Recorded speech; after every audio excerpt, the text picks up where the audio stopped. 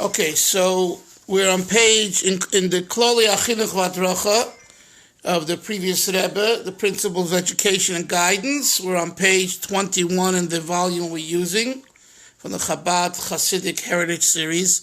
We're on paragraph 3. So to recap briefly, the Rebbe started off saying that the idea of education and guidance, it's two things. It's chinuch and hadracha. You know, these aren't just repetitious words.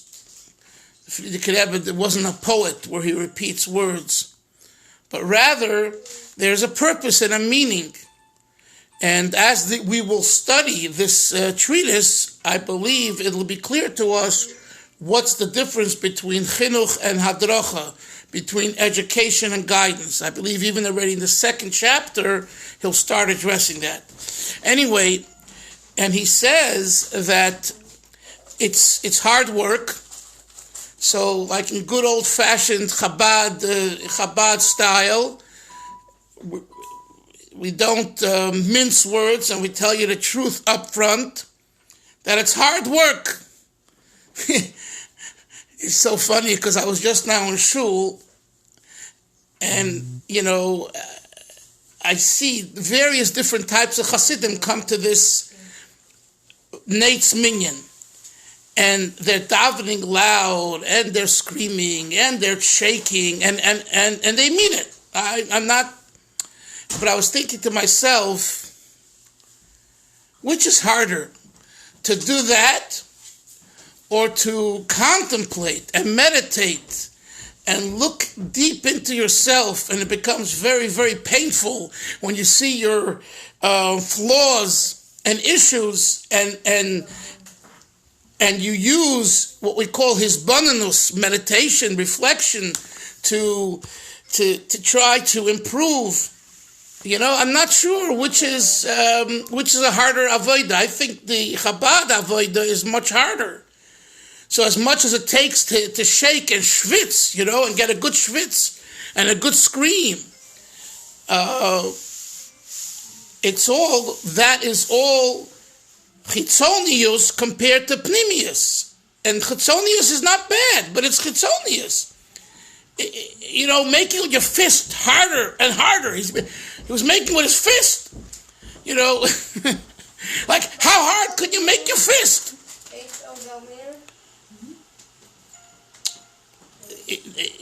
That's an external move of my hand and making a fist and making it harder and squeezing it tighter.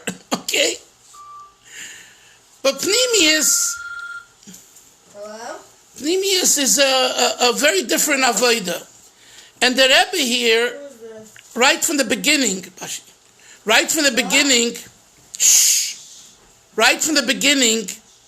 teaches us that if you want to be a successful educator and guide, it's hard work, both on your part as the teacher and the guide, and I'll add the word and parent, and on the recipient.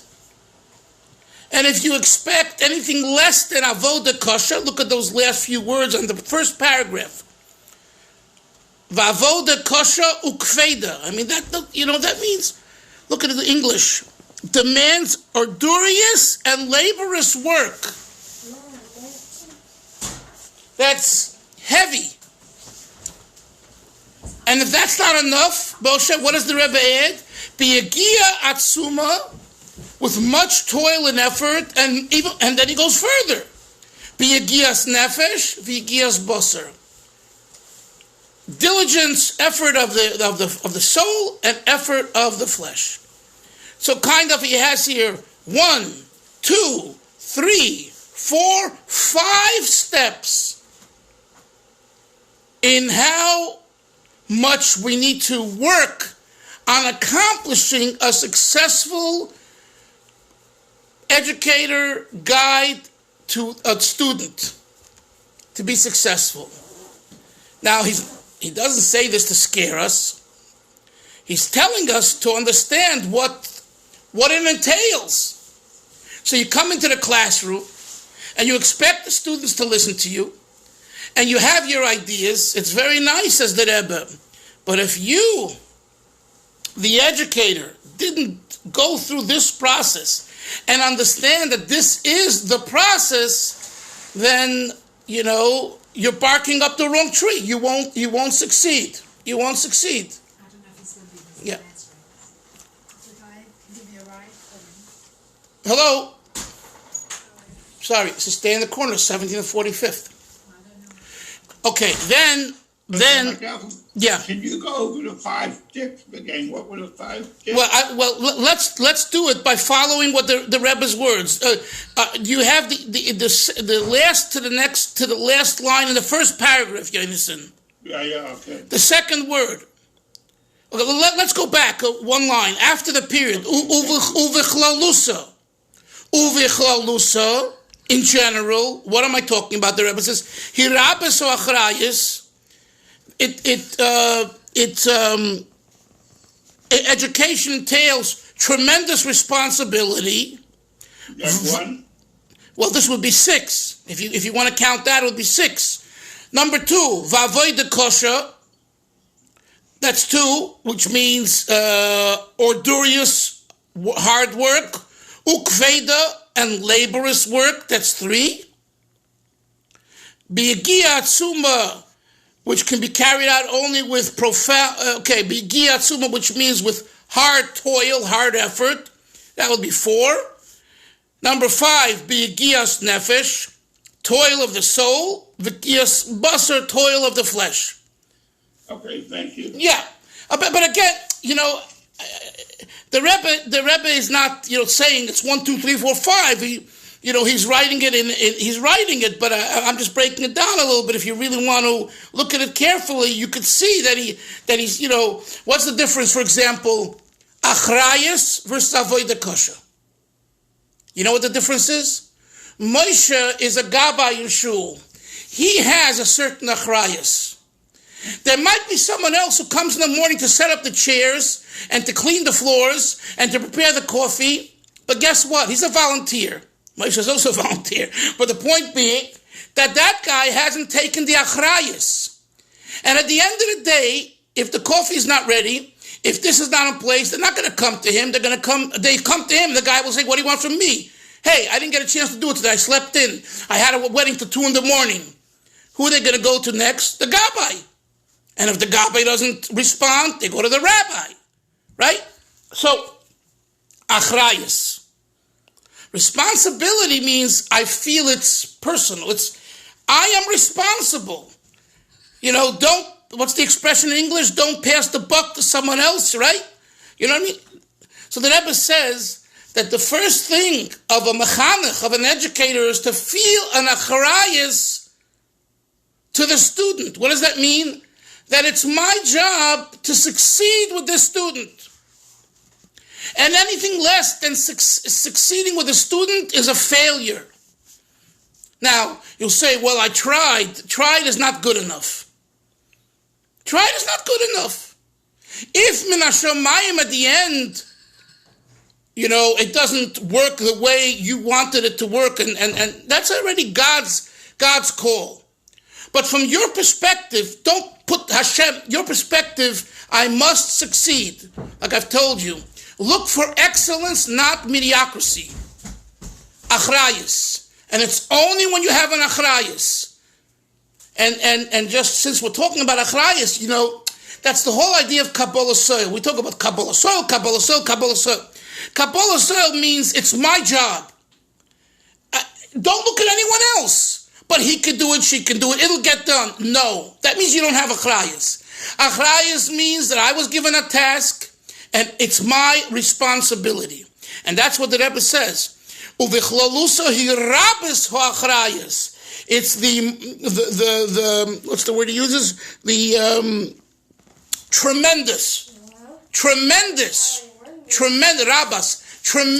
achrayas that an educator and a guide is given and a parent is given. So just that one word is an entire ethos, an entire concept. And then there's avodah kosher. Yes, Moshe. Yeah, I was just going to say it's interesting, but you see this is just such a klal. if a person doesn't accept responsibility for something, there's not going to be any chance that he's going to achieve excellence. Exactly. Punkt azoy, as we say in Yiddish. Exactly so. And then there's accepting responsibility with hard work. Not like, hey, I'm the CEO, you do this delegating and all that. Yeah, even if you have all the money in the world. But if you want results, you have to invest in your employees and company. And in IBM, that's already an old company, but I remember years ago they used to talk about the IBM training program. And they even said certain Chabad rabbis took the course, how to train their shluchim, their employees. You know, what's the nekuda? The nekuda is, that's avodah kosher. First, it costs money. You got out of pocket. You got to shell out the money. Number two, you know, the training, the implementation of the training, to get the employees to agree to sit and listen to what you've been trained with to teach them. It's avodah kosher. It's a hard work. It's like in shul, Moshe, to get the balabatim, to get the congregants to not just follow a script, but to understand the makeup of this particular shul that they're in. So they understand. And this morning is an excellent example. I knew ahead of time, I don't generally daven there because he considers himself a Rebbe. So he davens at his own pace. Mamish has 10 people, 11 people. That's it. Because people don't put up with an hour and a half davening, even at Rosh Chodesh. But I knew that ahead of time, and because of various reasons, I had to go there this morning. So, avodah kosher means you have to know that guidance and education has a certain script. And in a shul, there's a certain script. And one shul is different than the other shul. So what goes and flies at the Karlbach shul might not fly at Eish Kodesh. What flies at Eish Kodesh might not be in Chabad. What flies in Chabad doesn't fly in a Litvish shul. Avodah kosher. Why is it avodah kosher? Because you, the guide, the educator, needs to think about that as you educate the Talmud, the student, and the congregant. And guess what? And sometimes you have to say, this is the wrong shul for you. On one hand, you're losing a congregant. But the truth is, the emes is, that's the best advice. If you see someone, and I think, Moshe, you and I have spoken about this over the years, about different people, you know, it's important to, when a person, to develop a relationship with a person. You have to have a relationship. You have to be on the same page.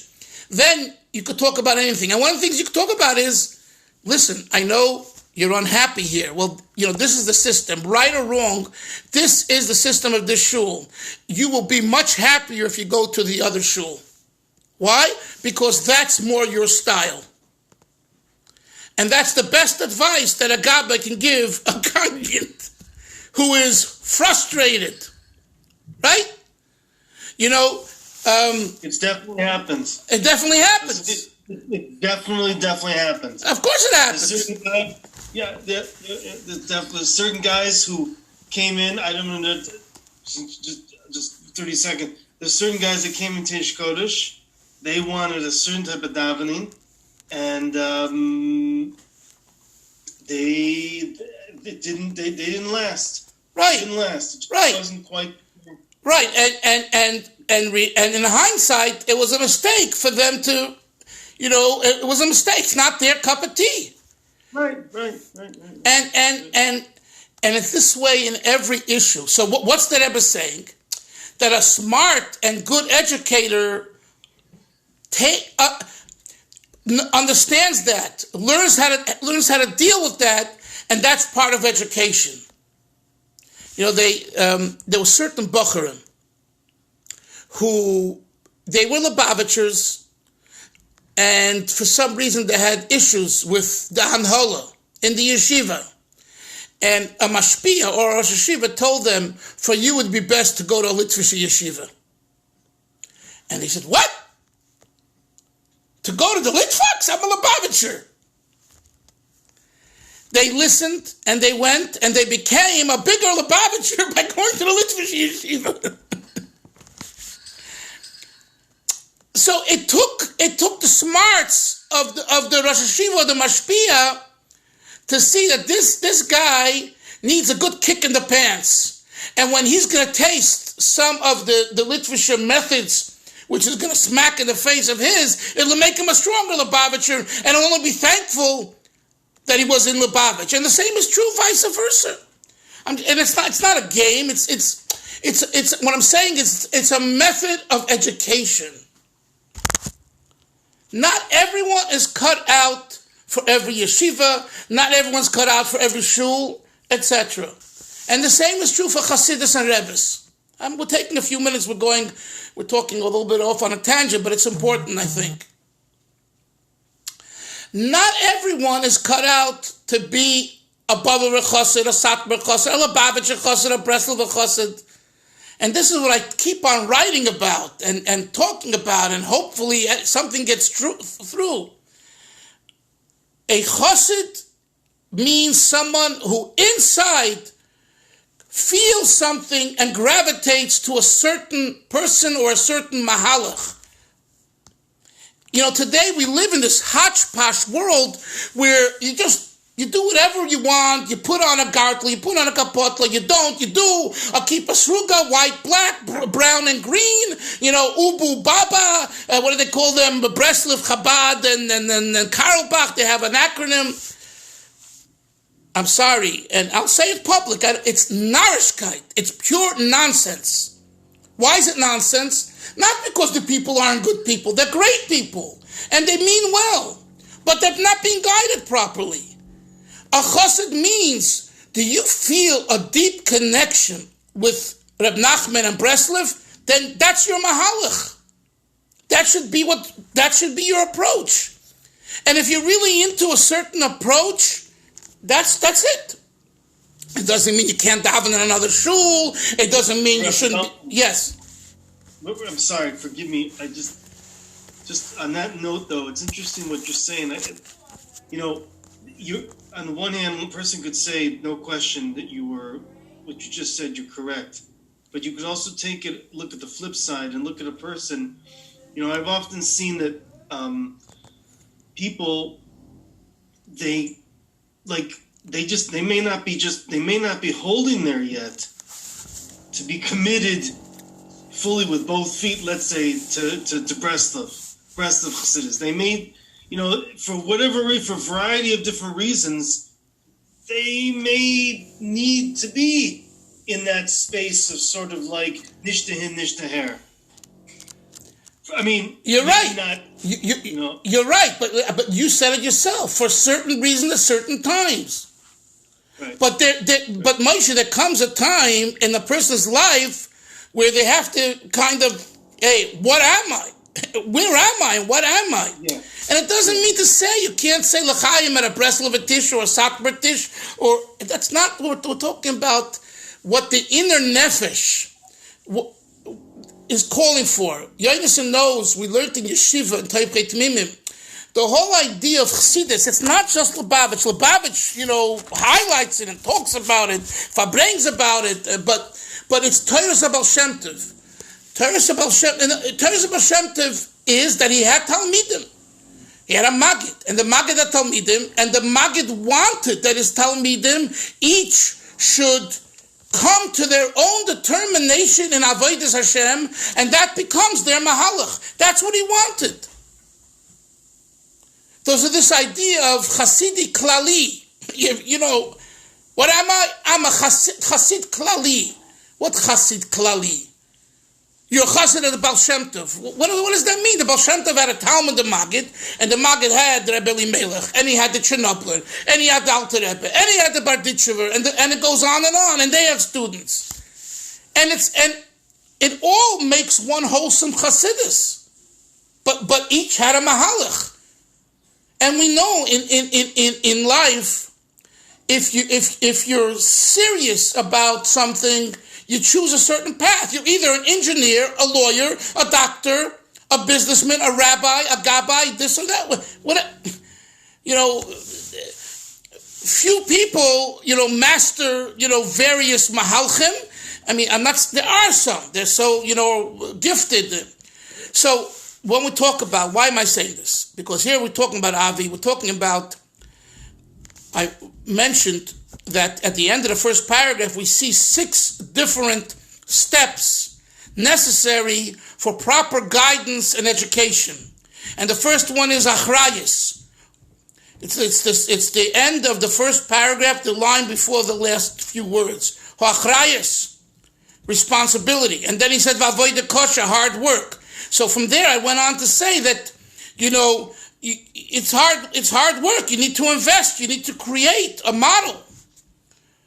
And it's heavy. Begis atzuma, great effort. Begis bosa. Okay, next paragraph, the Rebbe taught us that this activity is no,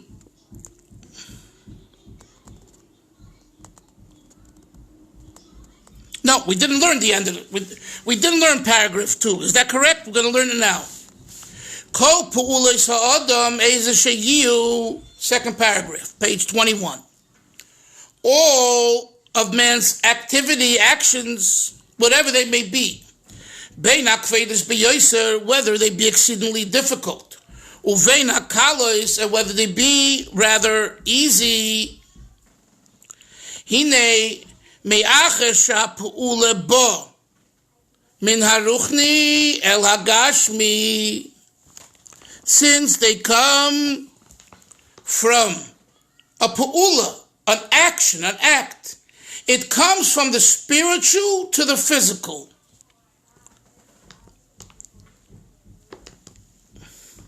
In other words, the Rebbe the previous Rebbe, he says it without really explaining it, but we've learned it in different Maimorim. Every Gashmi's Dike Pu'ula has a precursor, which is the Ruchnius of that same Pu'ula. There is no such a thing that we do something in the Gashmi's Dike world, Avi, that didn't begin in a spiritual state before it came into the Gashmi. So it's also true regarding Pu'ulos, activity, actions. The actions begin in the Ruchni and they come to the Gashmi. And he says further, Harei hi doreshes kishored miyuchid. It requires a certain preparation. Hamatim el hapu'ulahi. That corresponds, that's matim to that activity. In other words, like this. If you say that an activity begins in Gashmi, so we are in the Gashmi world, why does it need preparation? This is our world. Says the Rebbe, you have it all wrong. It doesn't begin in the Gashmi. It begins in the Ruchni, in the spiritual. And therefore, for it to successfully transfer from the Gashmi to the Ruchni, you need preparation. He calls it Doreshes Kishorain Miyuchad. It requires a specific talent. And based on the essence of the activity and their idea and message, Kain Haim Hakishroinus Hamasimim Aleim. So are the certain talents that are needed for them to succeed.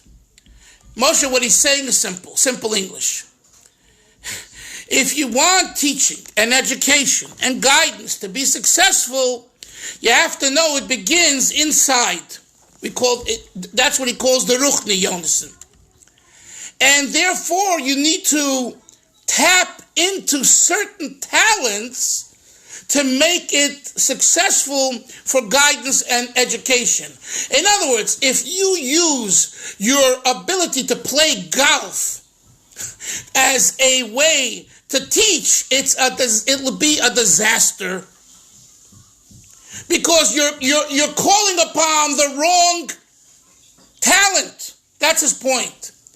Every pu'ula, every activity needs a certain talent that's matim, that corresponds to the activity. And this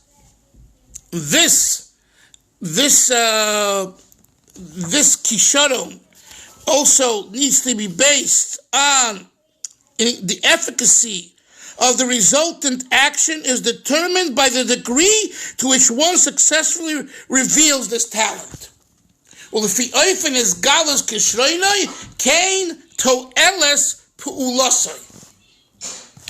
In other words, what is he adding with these words? Very simple. It could be you have a talent. And could be you want to access the right talent. But if you don't access the talent that you have, which is the right talent for the particular message and activity that you want to accomplish, and you use it and it's revealed, you won't succeed. So let's break that down. Let's talk about that. You have a student who's closed. The student is not very expressive. You don't know much about the student's abilities. How do you open up that student? And the Rebbe, I'm just giving an example. So the Rebbe is saying, you, the educator, have to find within yourself that particular talent that's made for opening up a student. And this student. The next day you have another student. And that student can't stop talking. Talking the whole time. If you use the talent that you used yesterday to open up the student for the student who loves talking, you won't get him to be quiet because you're using the wrong talent. In other words, each pu'ula requires a certain talent.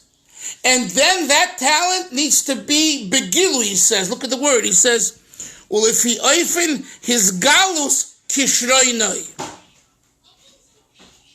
Based on the amount of revelation of your talent, kein tiye to'eles pulosai. So will be the result of your of the activity. So the success for a student who needs to be opened up requires a certain talent of yours to be open and used and recognized and felt by the student, and the other student who can't be quiet, that student needs a different talent. Now you already see how intricate education is. How it's an entire Torah. That's why on the first line of that's why the title after Aleph on page 21, he says, I told you yesterday, Klolei HaChinuch v'Hadracha. So in English he translates the field, which, Torah, it's an entire Torah. It's an entire philosophy. It's an entire ethos. It has a structure. It has rules. And this is an example. If you put it all in one pack, I'm a teacher, I'm coming into the classroom because I need a job and I'm not trained properly and I haven't assessed the students, you'll fail. You'll fail as a teacher and as an educator, and the same as a parent. So in paragraph number 2 that we just learned, the Rebbe already starts explaining to us how education and guidance is an entire Torah. Any comments or questions, Chavra? Clear? Okay. Rabbi Dav, I assume when we're talking about talent, again, just to review, the Frierdiker Rebbe is saying a person has to access specific talents, meaning you mentioned before, like the person uses his abilities to play golf to try to educate in this context is going to fail. So I assume we're obviously speaking about talents of being an educator. In other words, talents that are specific to. Okay. Or a parent, right? Yes, yes, Yonason. Yeah, not everybody's got a certain talent or a certain chut. But in order to become an educator, you need to go to a special a place where they measure your talent and to find out whether you do have a talent for education. Correct. You know, you're right. You're right. You're absolutely right. But a parent, if everyone, anyone has children is a parent. but you're right. Even there, I know of cases, and you probably know too, and maybe we all have it with some of our kids. With some of our kids, I tell you from my own experience, I succeeded in learning with them, and with some, and it went smoothly, and with others, it was an uphill battle, and I gave up.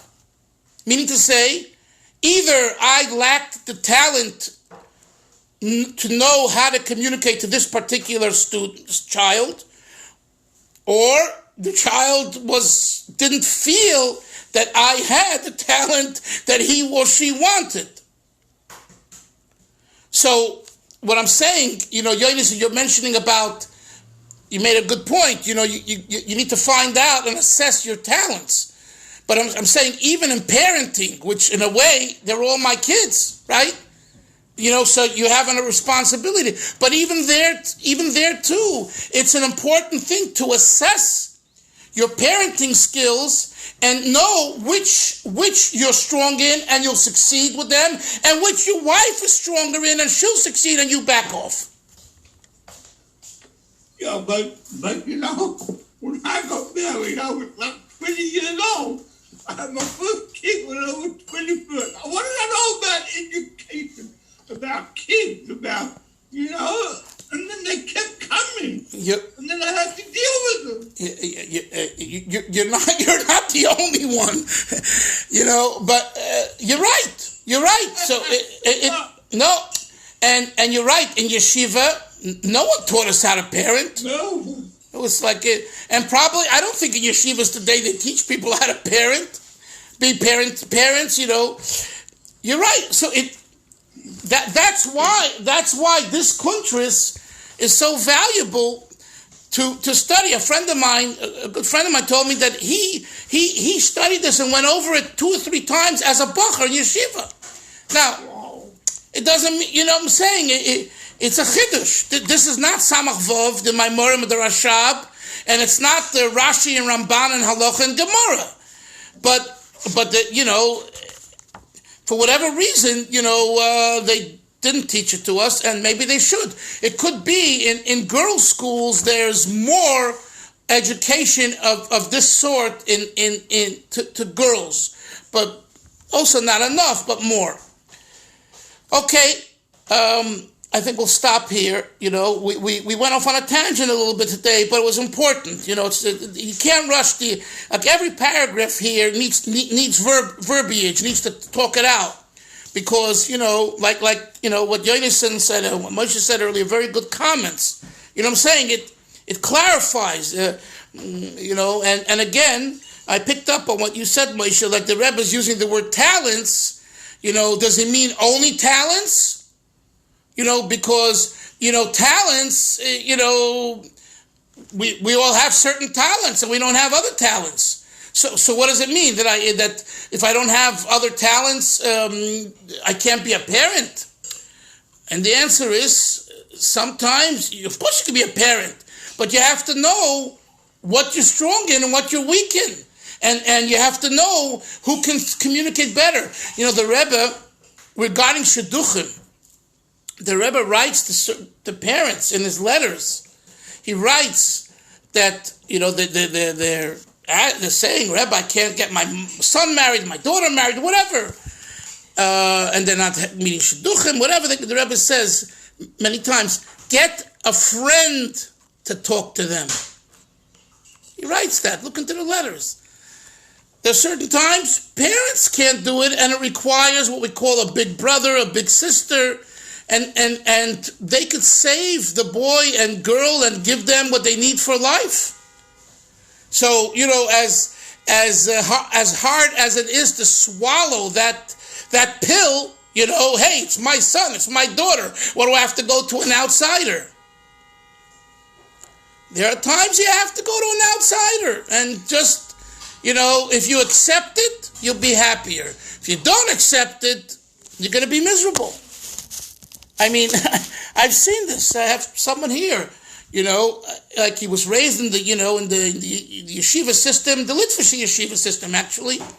And he now became more, Chabad, or, liking Chabad and all that.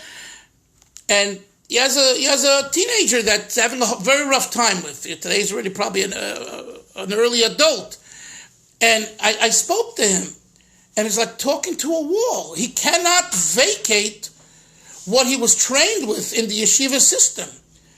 What do you mean? He's going to sit home and not learn and just waste his time? And, like taking this, like, get over it. No, it's in his blood. And that's an example of someone who's failing as an educator, a guide, and a parent. I'm sorry. The result is what counts. The result is what counts. Swallow your ego and do what's best for them. You can't do it? Hire someone or get someone from the community and back off. And give them autonomy to work with your son or your daughter. Not, have them do the dirty work and you're still going to call the shots and overrule them when you want to. That's a rule that I have when I do counseling, especially with young people. I tell the parents, I will invest in this, but I don't want to hear from you that you're not happy, because first of all, I'm not going to listen to you, and if that's what you want, I don't want to do it. It's not a shidduch. It's a waste of time on your part or my part. If you give someone a responsibility, you must give it with a full heart. And if you don't trust that person, don't give it. It's not fair to him and not fair to you, and mostly unfair to the recipient, to the child, to the teenager, to the student. So these are all things that, as we will study, a good educator takes into consideration in making the assessment of a student and how to deal with it. Chavra, have a great day. We'll see everyone tomorrow. A guten chodesh. Take care. Hatzlacha.